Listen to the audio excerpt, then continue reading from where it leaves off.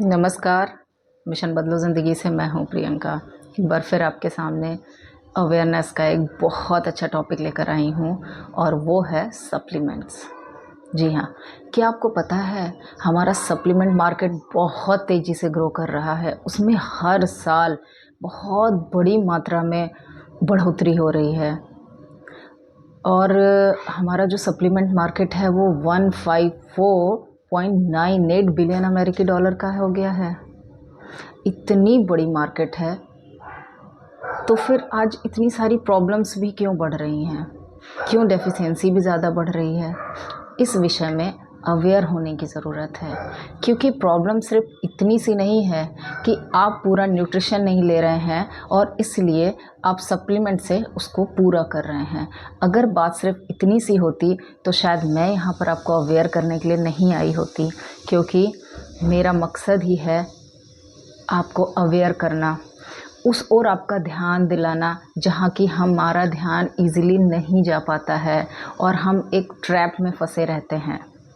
मैं ऐसा बिल्कुल नहीं कह रही कि सप्लीमेंट्स की बिल्कुल ज़रूरत नहीं है, लेकिन केवल सप्लीमेंट्स पे डिपेंड होना ये पूरी तरीके से सही नहीं है।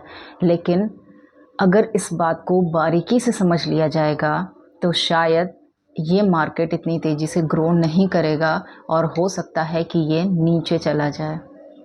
मेरा मकसद, मेरा कंपटीशन किसी ब्रांड से नहीं है, किसी भी मार्केट को ऊपर नीचे करने से नहीं है। मैं सिर्फ इतना चाहती हूँ कि आपको एक सही जानकारी मिले।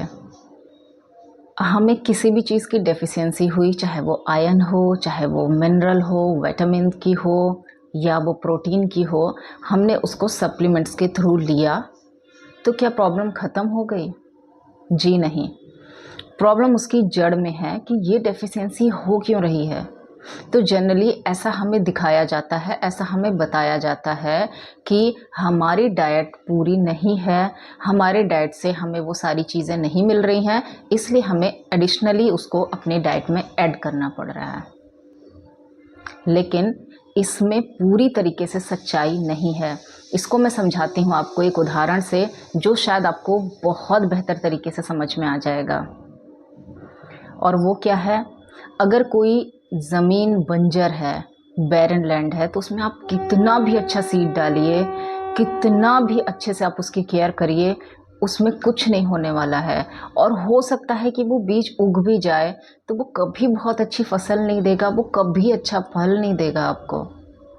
ऐसे ही हमारी बॉडी के साथ है। हमारा जो डाइजेशन सिस्टम है, डाइजेस्टिव सिस्टम जो है, हमारा पाचन तंत्र जो है, अगर वो प्रॉपर फंक्शन नहीं कर रहा है तो हम चाहे कितना अच्छा खाना खा लें, हम चाहे कितने अच्छे सप्लीमेंट्स ले लें, वो कभी भी हमें बहुत अच्छा न्यूट्रिशन, बहुत अच्छी एनर्जी और बहुत अच्छा शरीर हमें नहीं दे पाएगा जैसा कि हमें चाहत होती है। अगर हमारी एजिंग बढ़ रही है, अगर हमें वीकनेस है, अगर हमें और दूसरे हेल्थ इश्यूज़ हो रहे हैं, तो ज़रूरत है ये झांकने की कि हमारा डाइजेस्टिव सिस्टम कैसे काम कर रहा है। कभी कभी इनडायरेक्टली हमारा डाइजेशन सिस्टम जो होता है वो वीक होता है, हमें समझ में नहीं आ रहा होता है। जैसे कि हमारा स्टूल प्रॉपर पास नहीं हो रहा होता है, हमें इनडायरेक्ट कॉन्स्टिपेशन होता है, हमारा लीवर प्रॉपर फंक्शन नहीं कर रहा होता है, जिससे कि वो खाने से पूरा न्यूट्रिशन नहीं ले पाता है और जो खाने का जो एब्जॉर्प्शन जो है, जो खाने का अवशोषण है वो अच्छे से नहीं हो रहा है, न्यूट्रिशन का अवशोषण अच्छे से नहीं हो रहा है, तो वो फिर कहाँ से अच्छी एनर्जी में कन्वर्ट होगा। तो सबसे पहले और सबसे ज़्यादा हमें काम करने की ज़रूरत है, वो ये है कि हमें अपने डाइजेस्टिव सिस्टम को मजबूत बनाना है।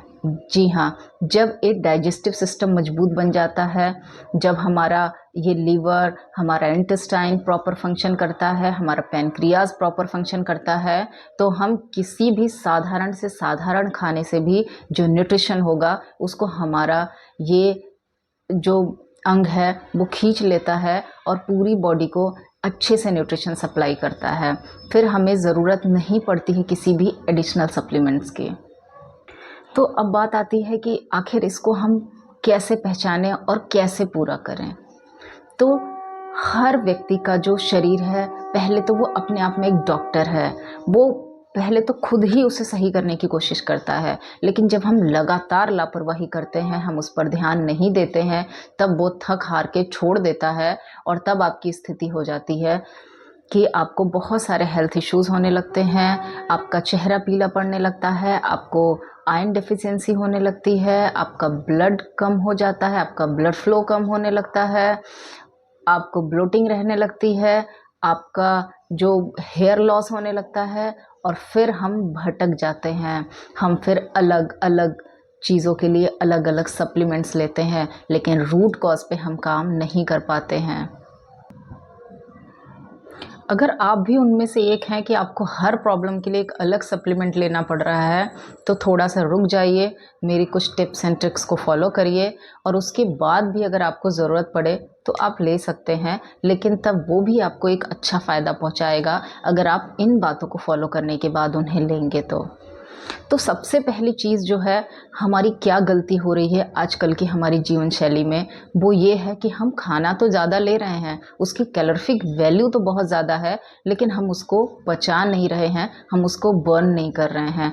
हमारी जो लाइफस्टाइल है वो लेज़ी लाइफस्टाइल हो गई है, और ज़्यादा से ज़्यादा लोग सुबह थोड़ा सा वॉक कर लेते हैं और शाम को वॉक कर लेते हैं। वो भी ये वो लोग हैं जो फिज़िकली अवेयर हैं, जो फिज़िकली फ़िट रहना चाहते हैं, लेकिन जनरल वे में देखा जाए तो ये काम भी लोग नहीं कर रहे हैं।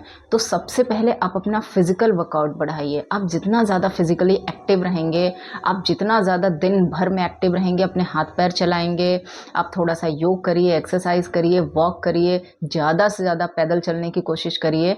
अगर आपकी ये एक्टिव लाइफस्टाइल है तो आपका खाना अच्छे से पचेगा। और एक बात आपको ज़रूर बताऊंगी, अगर आपका डाइजेशन मजबूत है, आपका डाइजेस्टिव सिस्टम मजबूत है, तो आप चाट, टिक्की, गोलगप्पे भी खाते हैं ना, तो वो उसमें से भी पोषण तत्व जो होता है वो खींच लेता है, और आपकी बॉडी को उसमें से भी जो थोड़ा बहुत मिलता है वो भी खींच के उसको दे देता है। लेकिन अगर ये सही नहीं है, आपका मेटाबॉलिज्म सही नहीं है, तो फिर आप चाहे कितना भी अच्छा जूस लीजिए, फ्रूट्स लीजिए, ड्राई फ्रूट लीजिए, कुछ होने वाला नहीं है। वो उसको भी नहीं पचा पाएगा, तो कहाँ से वो उसमें से पोषक तत्व निकाल के आपको सप्लाई करेगा? सोचने वाली बात है। तो सबसे पहला काम आपको करना है, अपनी फ़िज़िकल एक्टिविटीज़ को बढ़ाना है। ये कैसे बढ़ाना है, इसके लिए मैंने प्रीवियस वीडियोस में कई टिप्स एंड ट्रिक्स दी है। इसके अलावा आप और भी लोगों को फॉलो कर सकते हैं। दूसरी जो चीज़ है वो ये है कि खाना खाने से पहले आपको 40 बार, कम से कम 40 बार अपनी दाईं नॉस्ट्रिल से, जो सूर्य नाड़ी होती है हमारी, यानी कि इस तरफ से 40 बार सांस लेना है और छोड़ना है, इसको बंद करके, कुछ इस तरीके से। ऐसा करते ही आपका जो डाइजेस्टिव फायर होगा वो एक्टिव हो जाएगा। दाई नासिका जब एक्टिव होती है तो आपका जो खाना है वो बहुत आसानी से पचता है। तो खाना खाने से पहले हमेशा इसको आपको करना है, और आप खुद महसूस करेंगे कि आपको गैस, ब्लोटिंग और दूसरी डाइजेशन से जुड़ी हुई प्रॉब्लम्स कम होने लगी है, और धीरे धीरे ये ख़त्म होने लगती है। तीसरी जो टिप्स है वो बहुत इम्पॉर्टेंट है कि आप थोड़ा सा अजवाइन, 1 चम्मच अजवाइन, उसमें आधा चम्मच काला नमक, 1 चम्मच जीरा, इसको भूनकर और पीस कर रख सकते हैं। इसमें थोड़ा सा हींग भी मिला सकते हैं आप। और जब खाना खाएं उसके बाद गुनगुने पानी से इसको पी लें। लगभग 3 से 4 ग्राम इसको आप गुनगुने पानी से पी लें, और फिर आप देखेंगे कि आपका खाना कितना स्मूथली डाइजेस्ट हो रहा है। इसके अलावा खाना खाने के बाद आप दोपहर के खाने के बाद छाछ पीने की भी आदत डाल सकते हैं। और ये जो मैंने मसाले का पाउडर बनाया है, जिसे भूनकर आपको पीस लेना है, इसको आप थोड़ा सा उस छाछ में मिला देंगे तो ये और बेहतर तरीके से आपका पाचन करेगा। खाने में आप धनिया, पुदीना की चटनी ले सकते हैं, ये भी आपके पाचन को बेहतर बनाने में आपकी मदद करता है। इसके अलावा मैंने अपनी प्रीवियस वीडियो में बताया है एक पेस्ट बनाने के लिए, जिसमें आपको प्याज लेना है, लहसुन लेना है, 1-2 इंच अदरक का टुकड़ा, आपको लेना है धनिया के कुछ पत्ते, पुदीना के कुछ पत्ते, और इनको पीस के गर्म पानी में लगभग 100 ग्राम गर्म पानी में आपको मिला के और इसको छान लेना है, और खाने के साथ इसे घूट घूट करके पीना है। इसको मैंने ब्रीफली बताया है, आप प्रीवियस वीडियो में इसको प्लीज़ देख लें। ये जब आप लेते हैं तो आपका डाइजेशन जो है वो बहुत ज़्यादा पावरफुल हो जाता है, आपका खाना बहुत आसानी से पचने लगता है और धीरे धीरे जो भी आपकी छोटी मोटी प्रॉब्लम्स थी वो शॉर्ट आउट होने लगती हैं और फिर आप जो भी खाते हैं उसका पूरा पोषण आपकी बॉडी को मिलने लगता है और धीरे धीरे आपको सप्लीमेंट्स पे डिपेंड नहीं रहना पड़ता है। इसके अलावा खाना खाने के बाद आप वज्रासन में ज़रूर बैठें। जी हाँ, 5 मिनट अगर आपने वज्रासन से शुरुआत किया है और उसको आधे घंटे तक एक्सटेंड करिए। शुरुआत आप इसको थोड़े से समय में करिए, हो सकता है शुरू में आपको 1-2 मिनट भी ना बैठा जाए, अगर आप नए हैं इसके लिए तो वहाँ से आप शुरू करिए और 20-25 मिनट जितना भी आप बैठ सकते हैं आप इसको बैठिए और फिर आप देखिएगा आपको कितने गजब के इसके फ़ायदे मिलेंगे, क्योंकि यही एकमात्र आसन है जो खाना खाने के बाद किया जा सकता है और इसके बेनिफिट्स को बताने के लिए मुझे एक पूरी वीडियो बनानी पड़ेगी, क्योंकि बहुत शॉर्ट में नहीं बता सकती। बस इतना समझ लीजिए कि आपके बहुत सारे डाइजेशन से जुड़े हुए हेल्थ इश्यूज़ मात्र वज्रासन करने से सॉल्व हो जाते हैं। तो ये रहीं कुछ छोटी छोटी टिप्स एंड ट्रिक्स जिसको आप अपने जीवन में शामिल करके बहुत हेल्दी लाइफस्टाइल को जी सकते हैं।